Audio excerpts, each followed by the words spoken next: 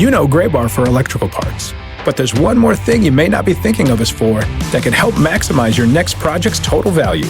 Our pre-project planning services are designed to help you win the bid, save on labor costs, and keep your installers productive across your entire build. The sooner you call us, the better.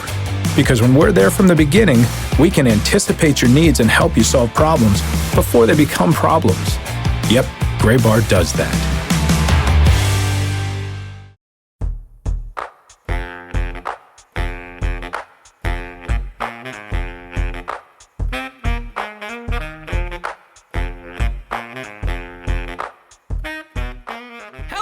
And welcome to this week's episode of the Show Before the Show podcast, the official podcast of minor league baseball, and a very different episode we have for you this week. So it's come to this, a minor league baseball podcast clip show. No, we are very excited actually to bring you this week's episode of the Show Before the Show. If you tuned in for last week's, explained at the end of last week's that this week and next week, or maybe it was last week and this week, I don't know, depending on when Sam posts this episode, a little bit different feel for the Show Before the Show because we've all got fun stuff going on. Sam's going on vacation. Benjamin Hill just got married. I'm going on a honeymoon after the wedding that I had a year ago. So the three of us, all out of pocket, as the weird modern term is.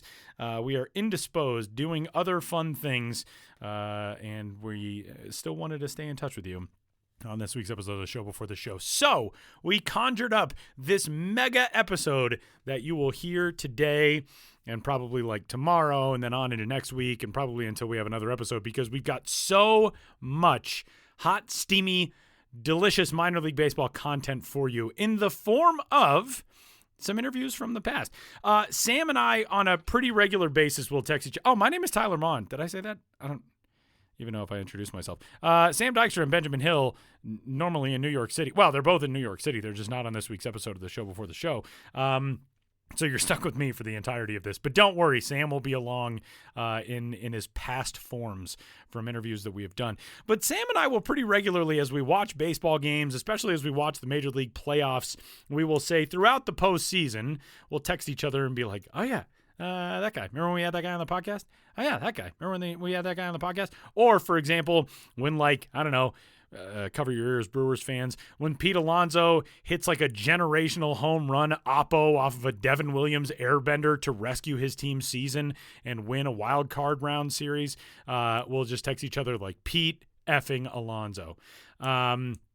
Those are pretty fun moments for us because we get to think back to the fact that we talked to so many of these guys very early on in their careers before so many people in the baseball world really knew what to expect from them, before we knew what to expect from them. We just knew, oh, these are really highly touted prospects and guys that we would like to get to know and find out more about and learn the stories of and check in with during their professional career building moments throughout the minor leagues. And we've gotten to do it with a lot of players who have kind of put their stamp on this postseason here in 2024 and will continue to do so for years to come. And so we wanted to go back into the time machine and share some memories.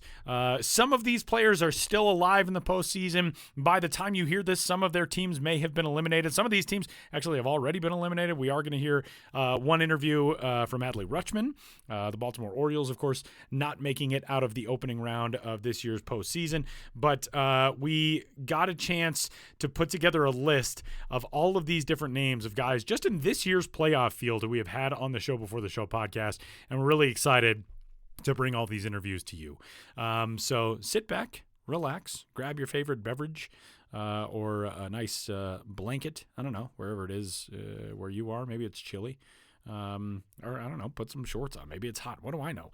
But get set because we're going to have some fun on this week's episode.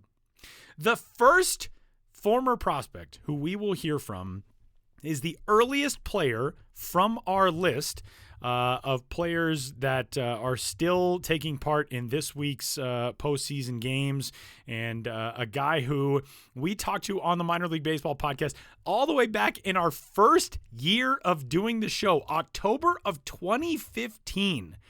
we were just in the early episodes of Sam Dykstra having taken over for Jake Seiner on the show before the show, R.I.P. Jake, who is now married himself and has a kid. Congrats, Jake. We love you and we miss you. But the 13th overall selection in the MLB June first-year player draft of the 2011 edition, who joined us on the show before the show podcast 4 years later. Then New York Mets prospect Brandon Nimmo joined the show all the way back in October of 2015. And the Mets were making a run through the postseason that year, as they are doing this year. And Brandon Nimmo was kind enough to join us in the early years of his professional baseball career.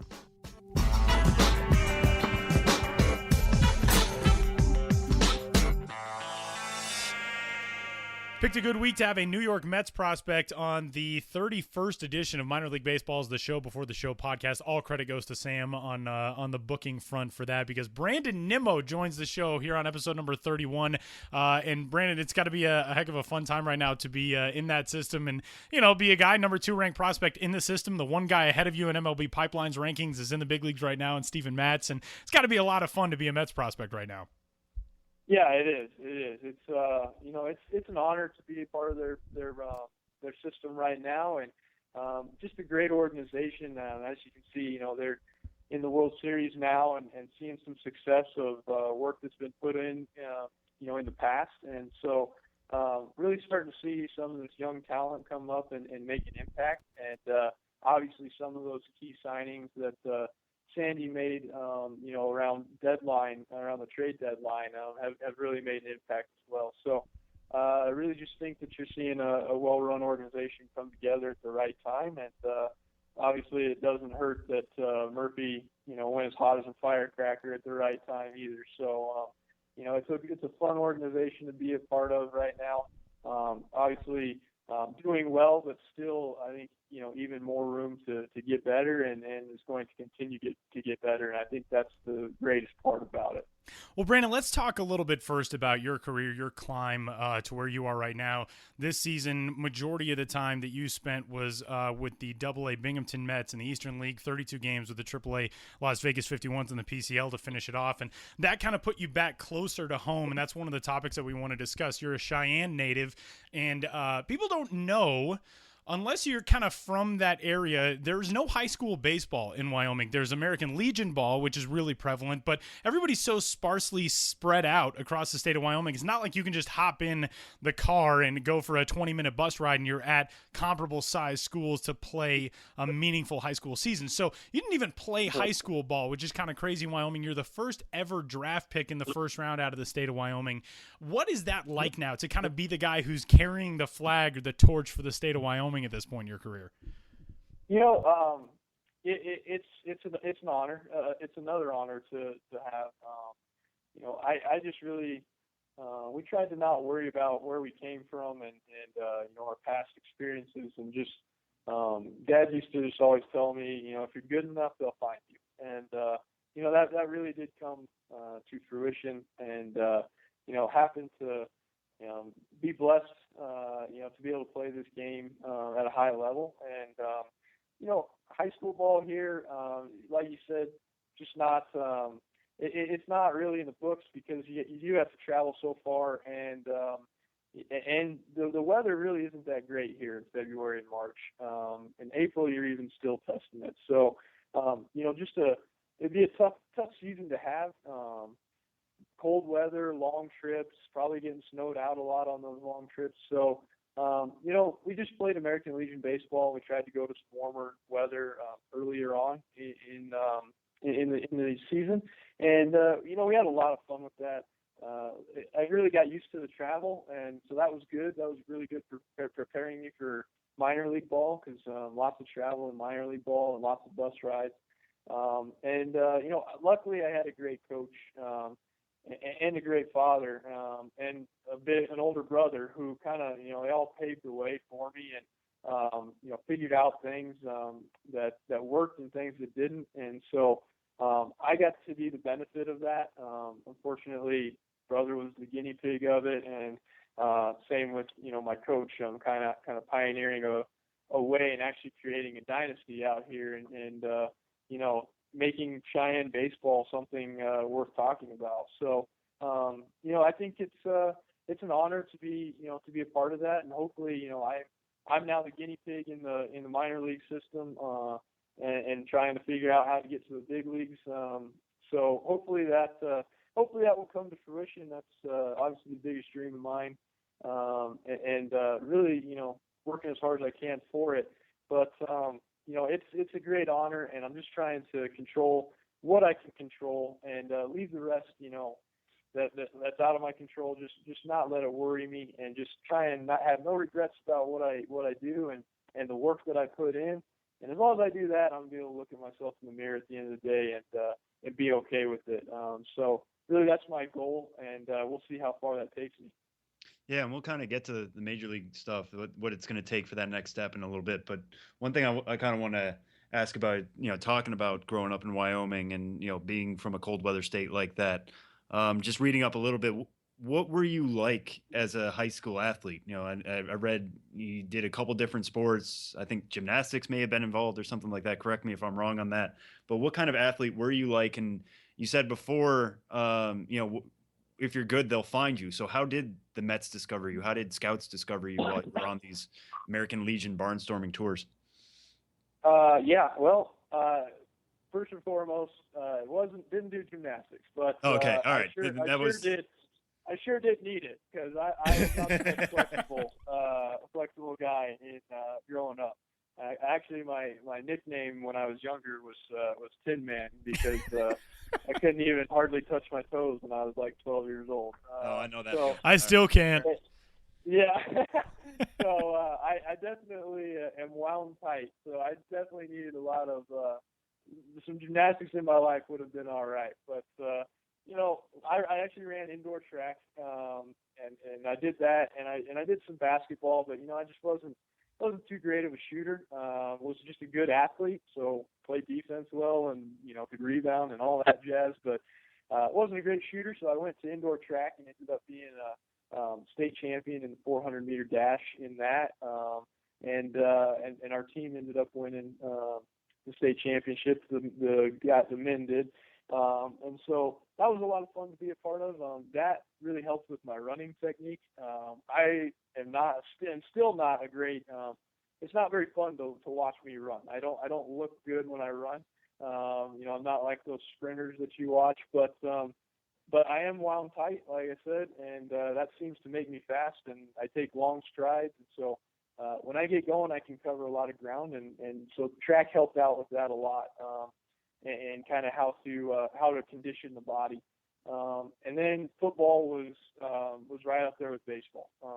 Loved football, played it, as much as I could, and then my junior year, I ended up blowing my ACL, and so that was the end of my football career. Unfortunately, had a lot of fun with that. That taught me a lot of mental toughness.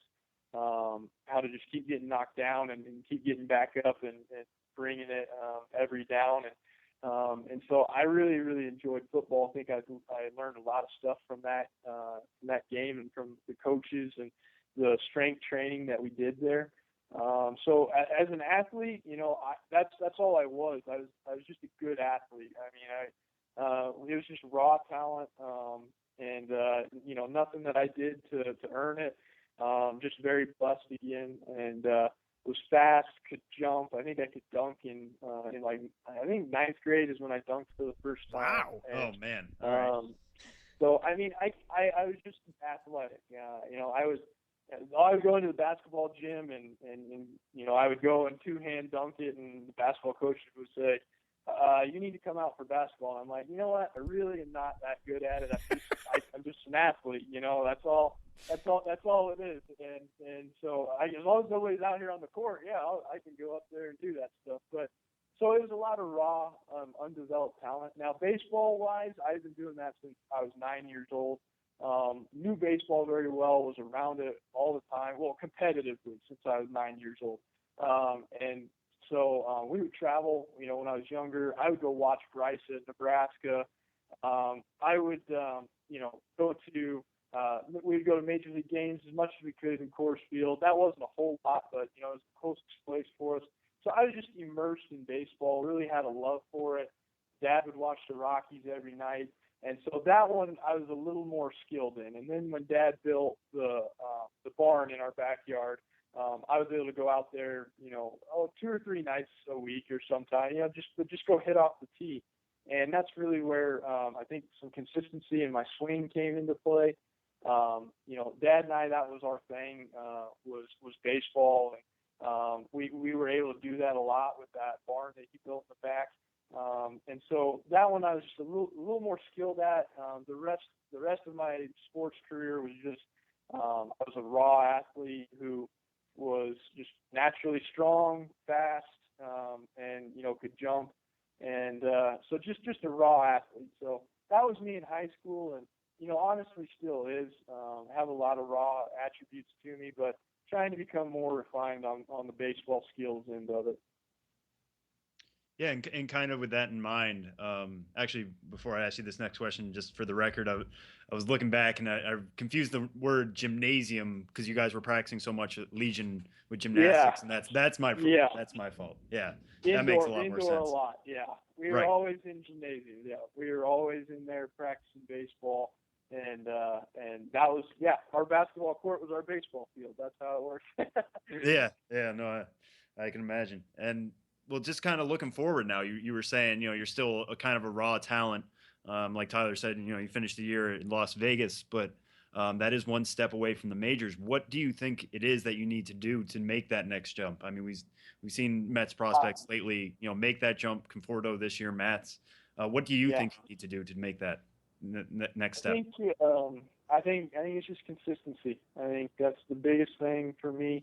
I know that I have the talent to play in the big leagues, and I show it off at points, but I think it's just a matter of being more consistent at it, and so that's just a matter of simplifying things and letting the game slow down, and the way you do that is you play more games, and it becomes more natural to you, and reactions take over rather than thinking, and really that's going to be the most important thing for me is that, my habits and my reactions are the right decisions. And just making sure that I repeat that over and over again until you make very, very, very few mistakes. And that's what I see in the big leagues is just the few mistakes that are made are punished. And so that's where I need to be. Really just trying to play as many games, stay healthy. I mean, that's more than half the battle right there, staying healthy. So just taking care of your body, making sure that you're doing the right stuff in the off season. That's all going to contribute to being more consistent in the season and getting the at bats and the games and experiences that I need to get the right reactions in the game. Brandon, let me ask you this. Growing up, you kind of alluded to this. You had, coaches and your dad and your brother who really helped you along. And you said that Bryce was somewhat of a guinea pig for you to be able to follow coming out of Wyoming. And he, going into the 2004, had he been drafted in the 2004 MLB draft, was the top prospect in the Rocky Mountain region, according to Baseball America. He goes off to college, plays big D1 ball at Nebraska, made a College World Series his freshman year. You had a D1 commitment to fall back onto Arkansas if you didn't go out of high school to the Mets, but to be able to watch that and learn from what your brother went through, and he doesn't go through the minor league grind the way that you've had to go through, but how did that help you in your minor league career, watching what that was like to play at a high level and go through the travel and go through the, he's got to deal with academics and that kind of stuff on the side. Right. What did that provide for you going into your professional career, being able to watch somebody, especially somebody you're so close with, go through that? It was instrumental. I mean, I do not think that I would be in the place that I'm at without Bryce, and so I think he has as much credit as anybody for me being a first round pick out of Wyoming, and I think that he should get as much recognition as me out of that because he, like I said, he was the guinea pig for that, and you had to go in and figure out a lot of the intricacies and a lot of just the things that you don't really know until you go through it about baseball, and really just being your own best coach. You really got to know yourself. You really have to be confident in yourself. I mean, confidence is there's a difference between confidence and being cocky, but having that confidence in yourself is instrumental. And you do not make it in baseball without having confidence in yourself, because there's going to be a lot of times where you look like the worst player in the world, but you should never be there. So someone's going to have to convince yourself, and it's going to have to be you, that you belong, and that it's a bad day or a bad at bat or whatever it may be, but it's all going to be okay, and you're going to come back and be better than ever. So there's a lot of things like that I had to learn, and how physically conditioned you need to be. Him going through the weights program there, and seeing him transform, during college, was also made me realize kind of how you have to be. And then luckily I got to see a little bit of Alex Gordon freshman year. He ended up being, I think, number 2 pick that year, and I got to see how he went about his business and kind of what he looked like. And I was like, you know what? He's not like an absolutely ginormous guy, and he's just an athletic guy who got a sweet swing from the left side and is athletic. And so I got to see and kind of realize a little bit what it takes. And so going through that, he would always bring back information. Here's what to do. Here's what not to do. On making yourself better. And so him going through that draft process also, we were able to have some scouts come in. Actually, the Mets were. I remember the Mets coming in, and I remember the Mets scout that saw me actually saw my brother play, and it was Jim Reeves, and he came in and was high on Bryce, and then it was funny that he ended up being high on me, when I was coming through. So got to go through that experience, and it was a lot of fun, but very, very beneficial. Do not think I would be in the position I'm in today without his experiences. And Brandon, just a couple more for you. Just kind of going back to present day. A lot of people out there, fans, specifically Mets fans, must be wondering this. What is it like to be a Mets prospect watching the World Series right now with your parent club fighting for a ring like that, a couple guys you've used to play with? Is it a nervous experience? Is it an excited experience? What do you like at home watching these games? Excited. I mean, and nervous because I do have a relationship with most of these guys on the team, going through spring training and workouts with them. So I do have a relationship with them, and so I am rooting for them, and very much so, and do get nervous for them when they come up in big situations, and do want them to win. And so it's a bittersweet feeling, because you see Michael up there, and Matz, and Reynolds, and Pluecki, and I see all my buddies up there, and I'm like, man, I'm close, but it would be, need to get to where they are, and I just think of Conforto and I playing together in June, and now he's playing in the World Series, and just lets me know that I have a lot of work still ahead of me, and not where I want to be yet, but definitely supporting my team, and wishing the best for them, and really getting excited. I mean, when Grandy hit the home run last night, was clapping and yelling for him downstairs, and just really rooting for him, and because how many opportunities do you get to be in a World Series as an organization? It's a very special time, and a lot of things have to go right for that. So you want to take advantage of it while you're there. Great. So, Brandon, we're just going to kind of end on this note. Before we started recording this, we were joking a little bit about your last name. A lot of people get it confused with Nemo of the Finding Nemo movie. Even your Twitter handle references that movie. It's _found_Nemo. So we wanted to kind of send you on this note. Have you seen the movie Finding Nemo? Yeah, I've seen the movie. Okay, cool. All right, great. No, because we're going to ask you a couple questions about it. We're going to test you on your Finding Nemo knowledge. Oh, boy. Yeah. been a few years, so here we go. All right, yeah. We did this before with Dansby Swanson, whose Twitter handle is Lieutenant Dans after the Forrest Gump characters. You get a more modern movie than Dansby. We had to go back 20 years for his, so you get a little bit closer. Yeah. And there's a sequel coming out. Right, that's actually going to be one of my questions. So, all right. No spoilers. So we'll start you out easy. Fill in the blank. 42 blank way, Sydney. Wallaby. That is correct. Ding! If we had like sports talk radio sound effects. Yeah, we don't have the budget for that. But pretend there was. All right. Okay, the main shark. You remember the sharks in the movie? The main shark's name was Bruce. From what other sea-based movie did he get his name? Oh boy. The Mermaid? The Little Mermaid? I don't know. Not a terrible guess, I guess. It was actually Jaws. I did not Jaws. know that. Oh my gosh. The shark's name in Jaws was Bruce. Wow.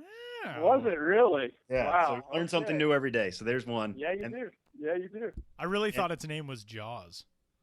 I didn't know that he had a name. To be quite The honest. mechanical one they made was called Bruce. Interesting. Oh, There okay. you go. I got you. All right. And as Tyler alluded, this will be our final one. So we'll see if you can crack 2 out of 3, which is a pretty good baseball day. The people at Pixar have announced that there's a Finding Nemo sequel. Which character is the sequel going to be based on? Dory? That is correct. Ding! All right. Brandon Nimmo 2 for 3 today and 2 an for off-season 3. day. That's so a 667 average in the offseason. That's There you impressive go. work. There you go. I'll take that all day. Brandon Nimmo, the New York Mets number 2 ranked prospect, and it is confirmed it's Nimmo, in case you all were wondering. You can go follow Brandon on Twitter, as Sam noted, at @you_found_Nimmo, Nimmo. And Brandon, we cannot thank you enough for taking all the time out of, I guess we probably distracted you from the nerves waiting around for Game 2 of the World Series, but thank you a ton for being able to do this with us. Yeah, no problem. Thank you for having me. And yeah, it definitely just got us closer to the World Series. So hopefully the Mets can take Game 2 tonight. Let's go Mets. Oh, man, it is so cool to hear these interviews and these stories again. I mean, remember like learning about Brandon Nimmo and how he had grown up in Wyoming and, didn't have high school baseball, only had American Legion ball, as Sam talked about. He was drafted out of East High School in Cheyenne, and such a cool story for Brandon Nimmo to have become the guy who he has become over the last several years for the New York Mets. That season, back when he joined us in 2015, he made it all the way to AAA that year. He played it then Class A Advanced St. Lucie for 4 games, AA Binghamton for 68 games, and then AAA Las Vegas when the Mets still had that Las Vegas affiliation back when it was still the 51s. He spent 32 games there, combined across 2015.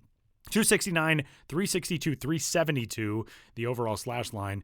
Just 5 home runs for Brandon Nimmo in 104 games. And, man, he has really come along. Over the last 2 big league seasons combined, 47 home runs. The power has developed as we thought it would. That was in 2015. Our next guest is from the close of spring training, or about midway through spring training in 2017. And the first guy who we will hear from on this week's episode of the show, before the show, who was in a different organization at the time we talked to him. And that is the former New York Yankees prospect and now current member of the San Diego Padres, Kyle Higashioka. Higashioka, of course, was taken by the Yankees in the 7th round of the 2008 June draft. And we're talking to him almost a decade after he made his major league or signed his first contract with a major league organization. This is 2017. Kyle Higashioka, drafted in 2008, did not exceed his rookie limits until a decade later. 2018 was when he exceeded his rookie limits and has played at a whole bunch of different stops throughout his major league and minor league careers, just 2 different stops at the big league level, but was all through the Yankees organization from when he debuted and then the Gulf Coast League back in 2008 up until when he made his big league debut in 2017. All the way through last year with the New York Yankees, or some time also with the Scranton Wilkes-Barre Rail Riders in the Yankees organization. And then this year with the San Diego Padres, who are currently, as of recording right now, in the National League Division Series against the Los Angeles Dodgers. It is then Yankees prospect Kyle Higashioka visiting with Sam from Yankees camp in 2017. just to introduce our guest this week, I was able to grab at Yankees camp here in Tampa, Kyle Higashioka. He's a catcher added to the 40-man roster back in November. Some of you might remember that I did a tool shed on him about what it was like to be added to the 40-man roster, particularly after his power jump. He hit 5 homers in 93 games in 2015. That jumped to 21 homers over 202 games in 2016. That's what helped push him onto the roster. He's now kind of third behind Austin Romine and obviously Gary Sanchez on that Yankees depth chart at the catching position. So we caught up a little bit.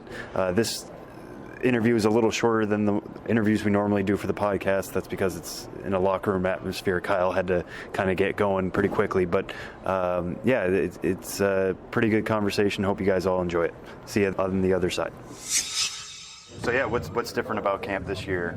Now being on the 40-man, haven't gone through that this offseason. I mean, it's nice, being on the roster for camp. It's like, first experience with that, so that's cool. But I'm really trying not to make it any different than past years. For the last few years, I've always gone in with the mindset of trying to make the team. So even though it was unrealistic, but now it's no different. So. Yeah. What about the way you're kind of treated? Do you kind of work with pitchers a little bit more? What about that work that you're doing while you're here?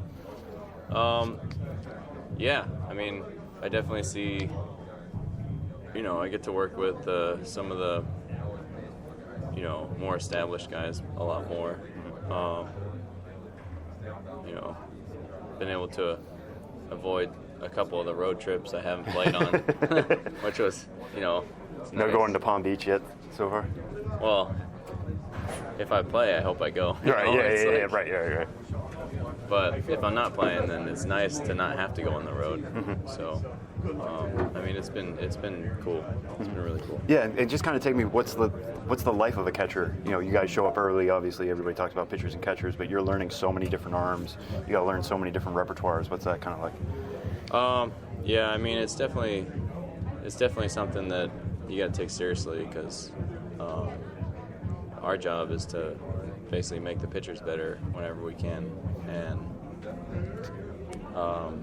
this is like the most important time to get to know the pitchers and to learn what they like to do and all that stuff before the season starts, so that you don't have to go through that break-in period once everything gets going. Mm-hmm. And offensively, when we spoke before, you were saying you're like a math and science guy. It kind of the way you thought about hitting in terms of meeting the ball, where it's coming. How much is kind of StatCast and the way we think about launch angles? How much is that? Are you guys kind of talking about that even in the minors now? Even if the data's not necessarily there, but at least talking about that kind of stuff. I mean, it's definitely talked about. We have a whole sports science department that is really in tune with that stuff. And,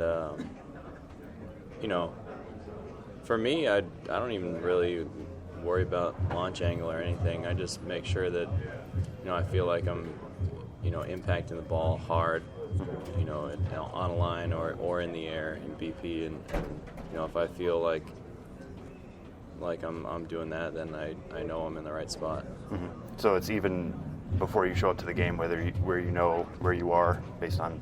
Yeah, well, I just know that if I can feel like I have a consistent swing plane, then I'm giving myself the best chance at the plate. Mm-hmm.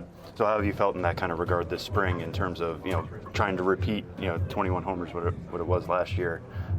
Not necessarily trying to meet that exactly again, but at least keeping the power where it was. I feel really good. Hit a couple so far this spring, so and I've really been seeing the ball pretty well, doing a good job being on time. So I think that's pretty much the most important thing is making sure you give yourself a chance by not being late. Mm-hmm. And I guess we'll end on this one. You know, it's obviously so much people talking about the farm system here. You know, you've been here in Major League Clubhouse, but there's so many young guys around here. What is the feeling kind of amongst the young guys? You know, this used to have a reputation as kind of a veteran clubhouse. Now there's so many young guys here. Torres, Frazier, yourself, the whole group. What is it like kind of mixing in with those guys with the veterans? I think it's awesome, and I think the veteran guys are really embracing, you know, the young guys, and you know, the young guys definitely feel really comfortable, and they're taking the opportunity by the horns, you know, as is probably evidenced by, you know, yesterday's win, where, you know, we had mostly all young guys in the lineup at the end there, and, you know, we took the lead, you know, lost it, went down again, and then in the ninth inning came back and won it. So, I mean, you can just tell that, like, these guys, you know, they all want to win. So it's a good feeling. From one catcher in that NLDS series to the other, Will Smith, who joined the show at the end of the 2017 minor league season and was taking part in the Arizona Fall League that year. Will Smith drafted in the first round of the 2016 MLB June Amateur Draft, the first-year player draft out of Louisville, and a product of Louisville himself, born in Louisville back in 1995. Will Smith, at the time, was really just at the dawn of his professional career. He made his debut in that 2016 draft year with 3 different squads in the Dodgers organization. Rookie level Ogden in the Pioneer League, the Great Lakes Loons in the Midwest League, and then he advanced to Class A Advanced Rancho Cucamonga in the California League. And Will Smith, the following year, when we got a chance to talk to him, played 1 game at AA Tulsa, but spent the bulk of his season back in the Cal League at Rancho Cucamonga. We talked to him in the Arizona Fall League, where he was set for 18 games with the Glendale Desert Dogs that year and put up some really, really impressive numbers. Will Smith joined the show in 2017. Well, Sam wanted to get us, and very alertly, wanted to get us a prospect who was a member of a Major League postseason organization and also a player who has taken part in the Arizona Fall League. And the guy who goes 2 for 2 in those categories for us this week is the 8th-ranked prospect in the Los Angeles Dodgers organization, catcher Will Smith. Will, welcome to the show. How's things in Arizona? Going well, thank you. Well, thanks for joining us. You guys get a chance as Dodgers guys to do this at home in the AFL, and we talk about that sometimes with guys who have the experience already at a facility where you get to play in the Fall League, and it's kind of an added bonus for you guys because you sort of get to be the ambassadors. Your home ballpark, you and the White Sox guys can show the other dudes around, members of the Desert Dogs, but there's a lot of familiarity there too, and being somebody who's just in your first full year in pro ball, is it nice getting to be at a place that you're already, you know, somewhat comfortable in? You're playing high-level competition. You're playing with guys you haven't played with before, against a lot of guys you haven't seen before. What's it been like getting a chance to do that in the AFL and do it in Glendale? Yeah, I mean, you're definitely right. It's definitely nice being at our own ballpark, and just the surroundings here, they're familiar, so that makes it just a little bit easier to kind of get to know guys because you're the guy at home. But yeah, it's fun to get to know these guys and make good friendships with a bunch of future MLB guys. Well, let's talk about the AFL campaign. Will got things started this year with Class A Advanced Rancho Cucamonga, played 72 games there for the Quakes, then got a bump up to AA Tulsa. We'll talk about why it was a shortened stay in Tulsa here in a little bit, but you get back in after some time away from the field due to an injury, and now taking part in the AFL, a hot start. It's different for catchers because if you are a left fielder, you go to the AFL, you kind of know what you're working on, know what you're trying to do. For catchers, you guys get down there, you've got to learn an entirely new pitching staff for the most part, guys you've never known or caught or worked with before, but you've gotten off to a really good start. What's contributed to that, and how has the process of getting acclimated to catching new guys gone for you so far? Yeah, I mean, it's definitely a process, and it's several conversations with each and every pitcher. But yeah, I mean, you go through it during spring training where you're meeting new guys at different levels. You have to catch them. So it's just trying to get to know what pitches they throw, what they do well and don't do well. And yeah, it's just kind of talking to them, getting to know them, and just kind of getting a feel for them. And, you know, as Tyler alluded to, we should get into why you're here. You know, you get that bump to AA Tulsa first game. you get hit in the hand. It's a broken right hand. You don't play for Tulsa the rest of the year. So right now on your resume, there's that 1 AA game. Just take us through what the recovery was from that injury. When you had the discussion with the Dodgers that you were going to be headed to the fall league, and what kind of approach you have to being there. Yeah, I mean, that was definitely a major setback this year, getting injured. And it was even more disappointing that was the first game up there. But, yeah, it was several conversations throughout the whole rehab process, like, hey, is there any way I can get some extra at-bats somewhere? And the fall league was definitely a discussion. And fortunately enough for me, they gave me that opportunity to come here and get those extra at-bats that I missed throughout the season. So, I mean, it just came down to the front office, wanted to give me a chance, and I'm pretty grateful for it. So is that a conversation you had started? When were you starting to feel like you could have come back? Was it at the end of or early September, or how did that rehab process kind of work, coming back from a hand injury? Yeah, I mean, the timetable was 4 to 6 weeks, which put me right at the end of the season. So talking with the trainers and a doctor too, they're like, let's just probably take it slow, probably done for the rest of the season unless somehow miraculously I heal quickly. But yeah, it was pretty much shut down the rest of the regular season, and then I'll definitely come back for Instructs and then possibly the fall league. And so what was it like coming back from that injury, being a catcher? Because obviously you're working with your hands a lot anyway, trying to work that position, but also you're trying to hit. And like Tyler, alluded to as well, it's been a good comeback for you so far. I think you're 5 for 14 so far in your first 4 games with Glendale. How was the rehab process trying to regain the strength in the hand and getting to a place where you were comfortable, not only to hit, but to catch again? Yeah, I mean, I think it, first of all, came down to just I put in the time in the weight room with my strength conditioning when I couldn't do anything with my hand. And I think the trainer said that would really help speed up the process when I could start strengthening my wrist back up and getting mobility in it.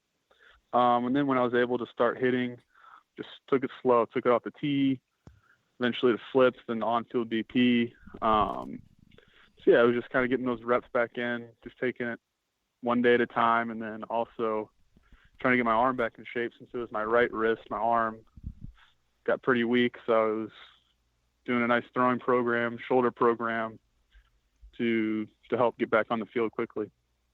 Well, let's talk about the start to the season. You go out of camp with Rancho, 72 games in the California League, but you got kind of an advanced scout look at the Cal League by finishing 2016 there, 25 games with the Quakes at the end of your debut season. How do you think that helped prepare you for 2017, just kind of knowing what to expect at that level? Obviously, a big jump from what you saw in rookie ball to get the year started with Ogden, then you're up with Great Lakes for a little while, then you do get that little time in with Rancho. How did that prepare you for 2017 in the Cal League?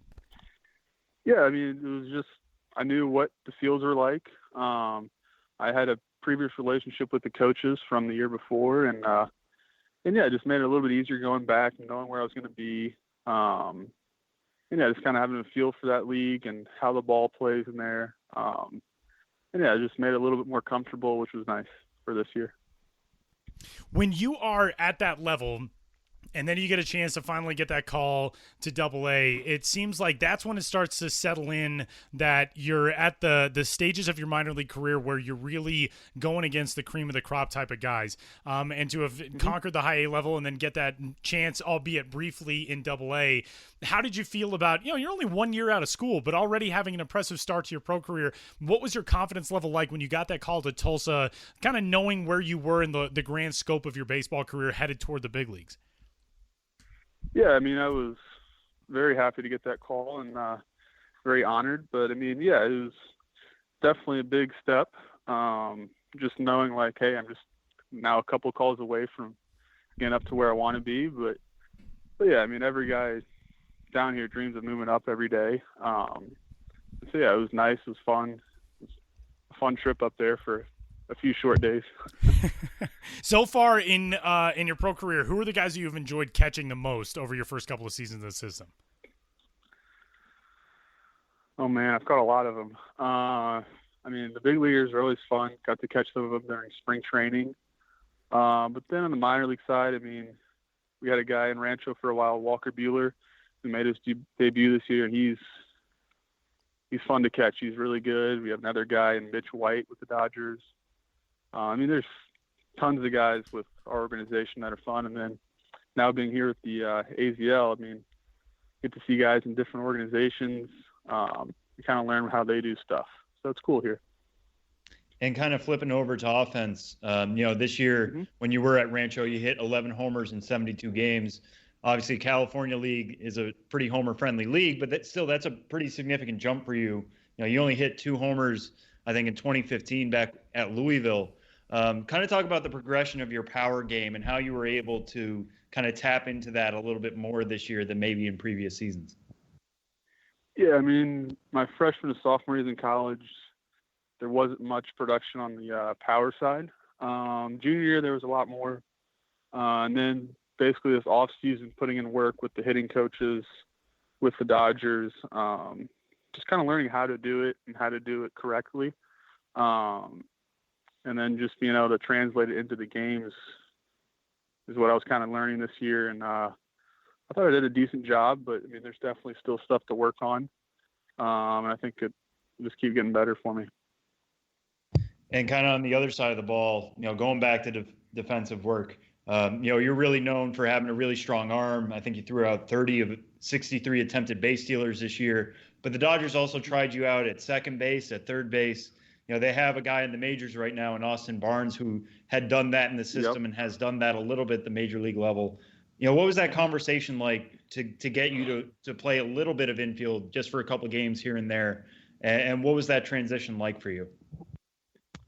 I mean, it wasn't too bad for me. I had definitely an infield background from high school. That's what I played in high school, was the infield. Didn't really catch much, but like in college, I would always take ground balls during batting practice and stuff, just to kind of work on my hands and my footwork, which I like to do because that translates over to catching for me.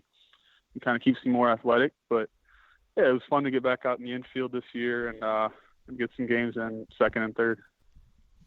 Well, let's talk a little bit about your college days. We love talking to guys from the big time programs, and Louisville, hires a head man for that program in Dan McDonnell, who goes in 2006 from taking the job of a team that was just over 500 to 2007, taking them to Omaha, going to the College World Series. And this is kind of an interesting fact that I didn't know, but Louisville did not produce a single first round pick until Kyle Funkhauser in 2015, and then you go his catcher in the first round in 2016. So tell us about what that program has been like. I mean, it's a decade now of really sustained success, but what makes Louisville special and what makes the development of you guys and the elite talent around you special?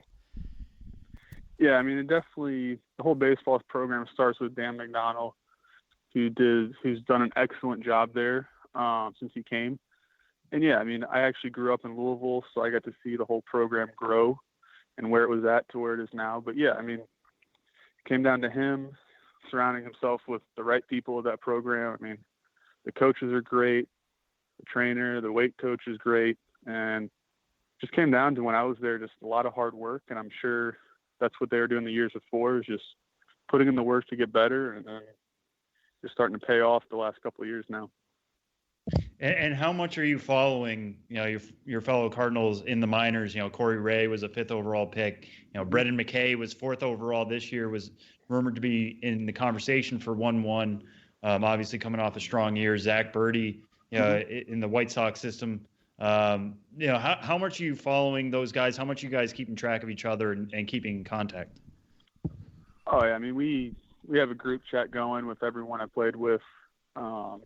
So guys are constantly putting stuff in there, just normal stuff that we talk about when we were back in college. I mean, it's fun. It's fun to see your teammates you played 3 years in college with have such great success in pro ball and really making moves towards getting to the big leagues, which is where pretty much everyone that went there wants to end up. So it's cool. It's fun to see your friends and your buddies for life just keep succeeding on the field. And do you guys talk about how, pro success could even more buoy, the college program? If recruits are seeing, guys like you, McKay, Ray, all that kind of stuff, succeed at the major league level, and then seeing on your bio that you went to the University of Louisville. Do you guys talk about carrying that kind of pride for the program into the minors, or is it just kind of a brotherhood that's just stuck together? Yeah, I mean, it's probably more of the brotherhood that's stuck together, but it's also learning that work ethic down in college that was instilled in us that we carry over to pro ball, where it's coming out and winning each day and getting better every day, which in turns is probably going to end up with some good careers for a lot of guys that come out of that program. Will, for a personal note for you, you are very luckily, I would say, a guy born March 28th, 1995. I feel like you missed a lot of the Will Smith jokes that you would have had to deal with had you been born like 5 to 10 years earlier. But how annoying does it get having to deal with Will Smith jokes? And on a minor league flair, when you go on the road places, do road teams play Will Smith music for you when you come to the plate? Oh, yeah, just about every ballpark does. Yep. What's the like? Is it always the same song? Do you always get like Big Willie style, or is it mixed up? There's probably a good 5 songs or so that's played every time. So now being at this level and knowing that you're probably not going to have to deal with that for too long, what is the biggest thing that you're working on as you get to, you get the double A exposure, probably going to spend some time in Tulsa next year, but the AFL provides you such an opportunity to work on stuff, obviously with some of the lost innings toward the end of this season, but just to get additional work in before 2018, what's the biggest thing on your list that you want to try to accomplish or you want to work on through the next few weeks in the AFL? Yeah, I mean, the biggest thing is just getting the at-bats I missed in. But I really want to keep improving my bat. I feel like my catching's been doing really well, and there's always stuff to improve catching-wise. But, yeah, I mean, the biggest focus for me is just improving my bat and showing what I can do on the offensive side. And obviously you are playing right now while the Dodgers, as we're talking, up 3-0 in the LCS. How much of a trickle-down effect does that have to you guys, even during the regular season, as much success as the Major League club was having, and then into the postseason with, the Dodgers contingent in the fall league? How much does that trickle down to you guys and give you confidence that you're playing in such a successful organization? Oh, I mean, it definitely shows that the whole organization in LA is moving in the right direction. And it shows, and then you can see all the guys that have come out of the farm system, like Bellinger, Seager, Farmer, that are having such success at the big league level. And it just kind of puts that in the back of your mind, like, hey, trust the process that's going on here. We're all going to get our shot at some point. And yeah, I mean, it's pretty fun to watch because you get to meet those guys at spring training and to see the success they're having, and the postseason's awesome. So it's fun.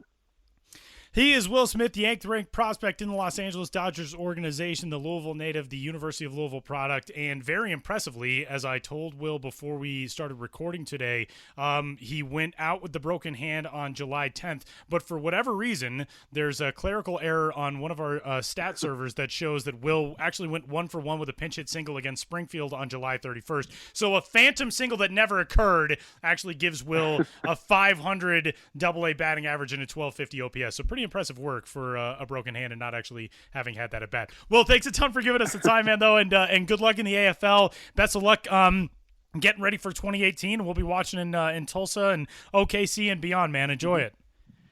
Yeah, thank you. I appreciate it.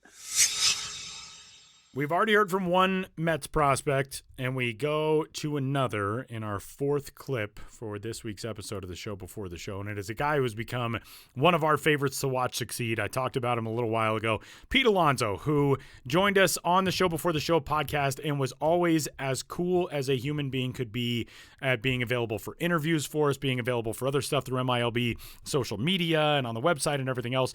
Pete Alonso, a 2nd-round pick of the Mets back in 2016 out of the University of Florida. He is a Tampa native and a guy who made his major league debut just about a year after we had him on the show, a little bit less than a year, actually. We had him on episode 158 of the show before the show in May of 2018. He made his Major League debut in March of 2019. And it's kind of crazy to look back at just how quickly Pete Alonso burst onto the scene and then was like, oh, yeah, that dude is going to be really scary. Pete Alonso, when we talked to him in 2018, was on the way to a breakout season at AA Binghamton and AAA Las Vegas. We talked to him when he was in Binghamton, 65 games there, later played 67 at Las Vegas, and his combined numbers that year in 132 games, Pete Alonso slashed 285, 396, 580 with 36 home runs and 119 driven in. He was a monster that season at a couple of different levels in the Mets organization. Also played in the Arizona Fall League following that campaign, but it was great to get a chance to talk to Pete Alonso all the way back in May of 2018.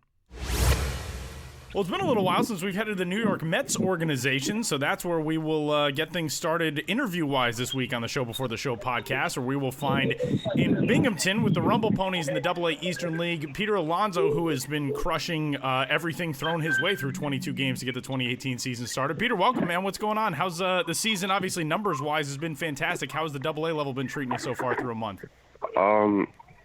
Thank you. I appreciate that. Everything's been treating me well so far, and I'm just really happy to come out and have the start that I've had, and been trying to make some noise so I can get up there with the big team, hopefully. Every minor leaguer has the hopes of making the big leagues one day, and I mean, I'm no different, and I'm just trying to play my way to find a way on the team. That's all. And now just 2 levels away and getting started very strong in the pursuit of that big league goal for this season. 22 games this year so far, a 400, 500, 788 slash line with 8 homers and 22 RBIs in 22 games.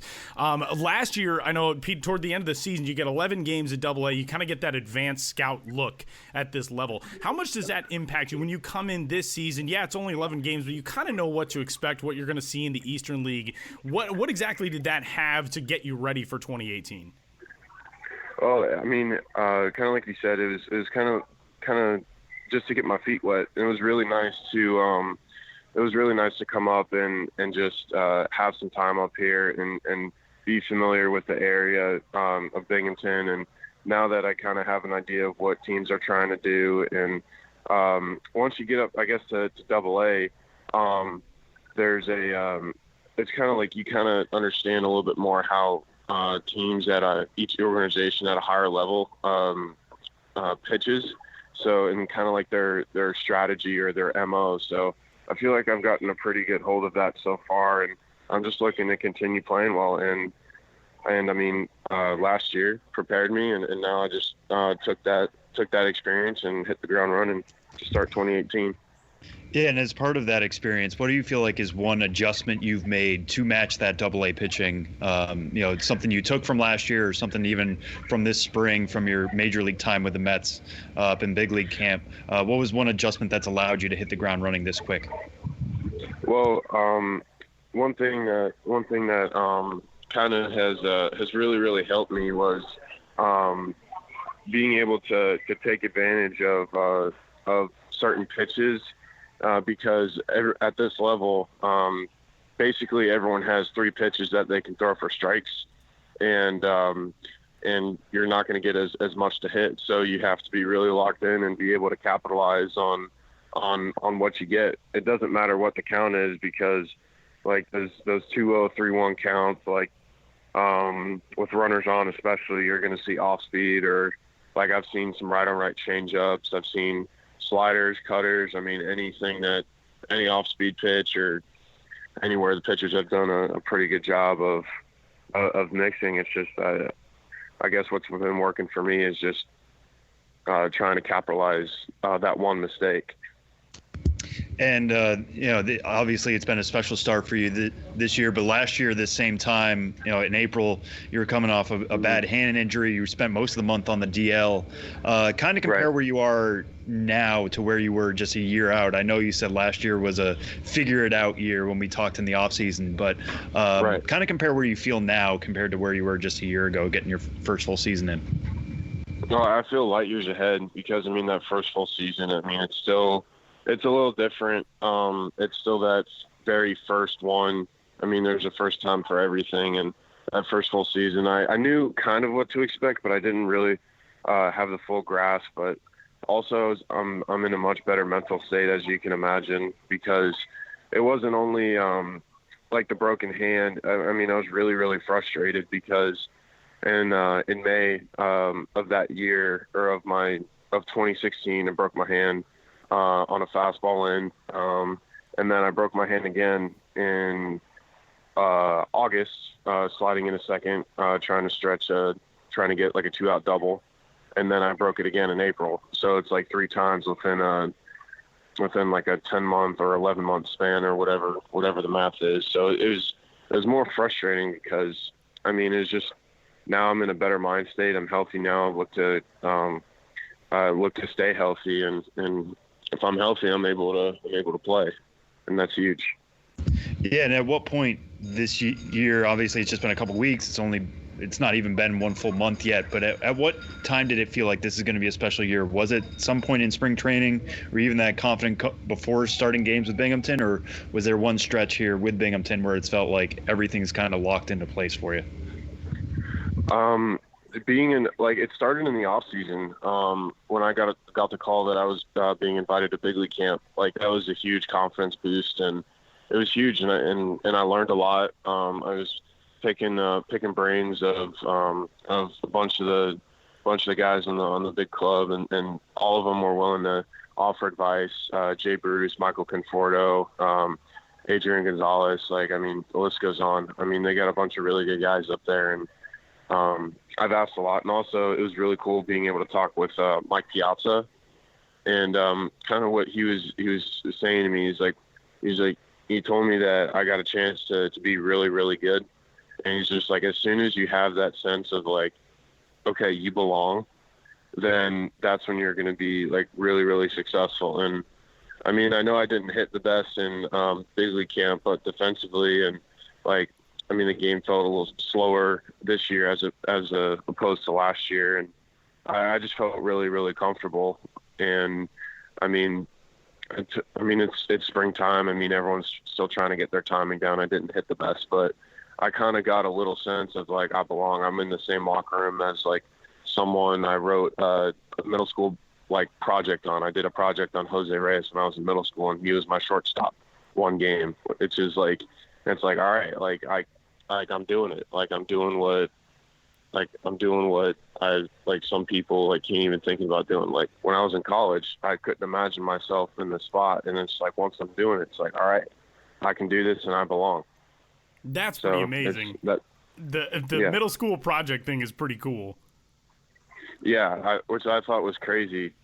And it was a 7th grade Spanish Spanish class project, and we had to pick a famous Latin person, whoever, like singer or whatnot, or singer, activist, and I chose Jose Reyes, and of all things. That is so crazy. What was the moment? I mean, obviously that's certainly one of them, but the first time where you kind of really realized, like, holy cow, this is, I mean, I'm this close to the major leagues. You know, like you said, in spring training, you kind of figure out, yeah, I can do this. I can play at this level. What was that first, like, wide-eyed moment? I mean, you get drafted in 2016. I would imagine you show up at the complex. That's probably one thing. But what was the first time when it really hit you, like, damn, I'm a professional baseball player now? It hit me in spring training of 2017 when I got called up to a big league game. I was on the minor league side, and they just called up a hand because someone needed an off day or something like that. And then I got in that bat or something like that. I remember I hit the ball and I kind of blacked out running to first base, and it was just like, what the hell's going on? And then I felt lost, and the game was super, super sped up.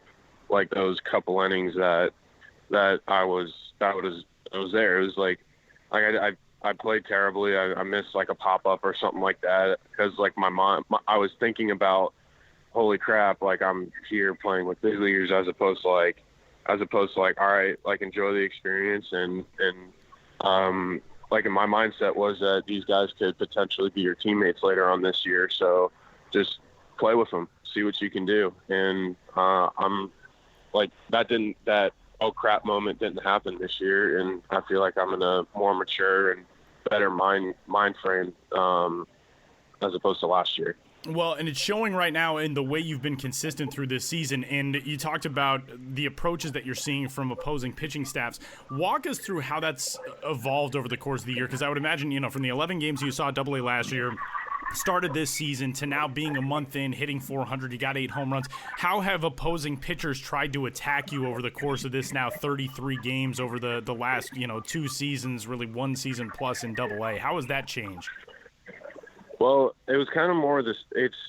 I had success. I had success when I first got up here, and then like in the playoffs, like I hit really well, and I mean people know that I can hit. So even from at that point, I mean, not to sound cliche, but they've kind of thrown the kitchen sink, because whether it's like, all right, like they're gonna throw off speed and fastball counts, or they're gonna try and bust me in with 2 strikes, or they're gonna try and get me to chase, like whether it be a slider, change up, they're gonna try and brush me off. Like they try and do a lot, but kind of like what I was talking about, it's that one pitch, like per at bat, or maybe even you may not even get one in at bat. You may only get one in a game, and one of those pitches per game, and you have to capitalize on it. And it's just like my mentality. It's like I'm gonna win today. Like I'm gonna capitalize, and I'm gonna win today, and that's it. There's pretty much no other option. Pete, one of the things we hear so often about young prospects at power positions is that the power can be the last thing to come along, because when you're a young hitter, sometimes, especially transitioning, from a metal bat or a composite bat in the college game to playing with a wood bat, it's not anything that you guys are unfamiliar with, but that can be a transition that's, comes with its own set of challenges. You haven't really had to deal with that quite as much. 5 homers in your debut season and 30 games with Brooklyn in 2016, 18 homers last year between St. Lucie and Binghamton, and already 8 this season. How have you felt like that's come along as a professional hitter? Because so many guys go through that swing where early on in their careers they're not really finding the barrel the same way they did as amateur players. How has the power game developed for you? Well, I mean, I've always been a power hitter, and in college I hit less home runs than I did in pro ball, believe it or not. And I think it's because like I like hitting with wood bats better, because college bats you have to swing a certain model, like you can't get whatever weight you want, and it's kind of like whatever the companies that your school's sponsored by, it's whatever they have, like that's what you get. Interesting. Like that's there's a good like point. a couple, like yeah, and like in pro ball I have my own model, and then there's so many different like models and weights and whatever, like I can tailor my bat to me, as opposed to like, let's say if like Easton, for example, like I had a lot of success swinging Easton bats, but they could never make the bat a little bit heavier. They couldn't make it 34-32 and make it the way I wanted it exactly. They can make something that I would like better than the other ones, but it's just because it's a metal bat and they can't manipulate it like the way that you can cut a wood bat. That is fascinating. To me, yeah, like there's so many different models like out there. Like it's unbelievable. Like if you look at the majority of Major League Baseball players, like most of them swing their own model of bat, and that fits their swing and that fits them as a player. And while we're talking about power and all that, obviously you play a position at first base that it's typically geared towards power. In order to climb the ladder, you're going to need to hit for power to kind of be that prototypical first baseman, especially for right-handers. I feel like we don't see a lot of right-handed first basemen unless they're, somebody like Rhys Hoskins who mashed everywhere, kind of like what you're doing. Do you feel like there's a bigger burden on you to kind of fill that profile and, be a certain type of hitter just so you can keep climbing up through the system? No, not necessarily. Like I know, like for me, like I'm gifted with natural strength, and I've taken my training regimen to another level as soon as I've gotten the pro ball, and like I take pride in the power. But the one thing that I'm really like stress about is like not only can I hit for power, like that's just me being a strong kid and me like lifting well in the off season, but the one thing I really take pride in myself is that not only do I hit for power, like I hit for average too. Like I can hit for average and also give you those power numbers like as well, like consistently every year. Like I feel like I'm a little bit more dynamic as opposed to just the right like slugger that just hits home runs, because I can handle the bat. I have a pretty good two strike approach, and I can get on base and score if need be, or lead off an inning, get on base, work a walk, or like I feel like that part of my game as well is really helpful. Not just for my power. All right, well, Peter, I want to end on this one. I don't know if you saw this quote yesterday, but it came from Sandy Alderson via Tim Healy of Newsday. A quote about you where Sandy Alderson said, "He's been great the first month of the season. Not only has he hit well, but his defense has apparently improved quite a bit. We're not really dealing with X number of months or years out at this point. He's certainly put himself on the map."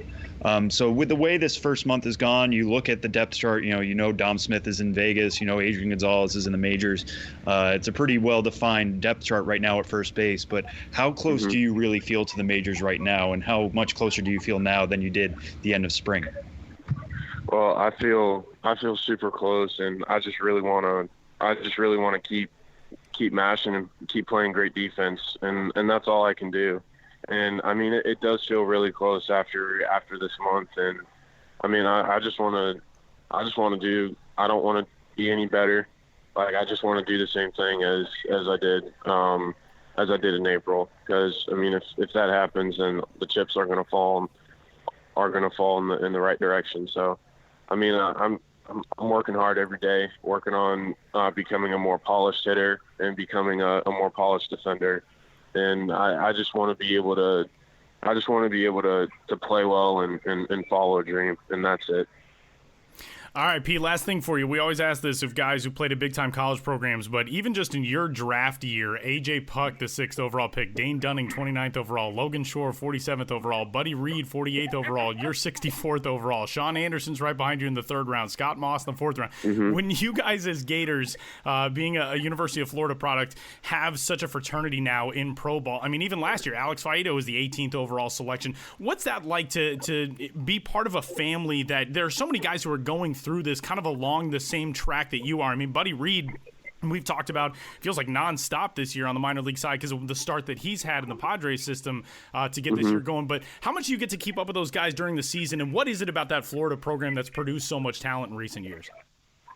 Well, I mean, it's recruiting. I mean, Sully does a great job of finding talent, and then once he gets us there, like, he puts us to work right away. Which is a good thing, because it's we established that blue collar mentality, because you can have just a huge amount of talent, but you can't get, if you don't work hard and if you don't get better as a player and as a person, and if you don't grow and mature, then that talent's going to go to waste. So when you go to University of Florida, it's not just like guys that are just like top this, top that, athletic All-Americans, like potential first rounders when they come out of school. Like, you got to work your butt off in order to put yourself in that position. And I've at that program, they do a fantastic job. And then this year you're going to have a couple other people, Jonathan India and Brady Singer, Jackson Kolar, just to name a few. I mean, they all those kids are tremendous people, and they've worked hard. I mean, those are former teammates, and there's going to be plenty of people when it comes draft day that are going to be really happy with their selection. So I mean it's just Florida players, we work hard and we play hard. That you see it in the game. Everyone's diving, everyone's uniform's dirty. Like I said, it's a blue collar mentality, and everyone busts their butts every day, in practice and in the game.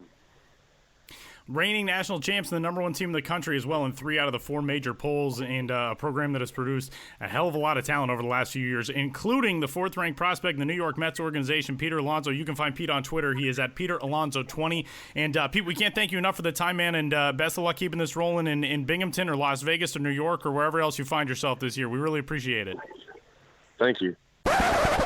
Oh, the record scratch, because This is a to be continued episode of the show before the show. Full disclosure, Sam and I, we game planned this whole thing. We thought like, oh yeah, we'll take a week off. We'll drop an episode in the following week and it's going to be great. And then when we put all these interviews together, it came to 3.5 hours worth of interviews of guys who've been on the show before the show podcast. So next week, you get another full episode of things just like this. It's very exciting.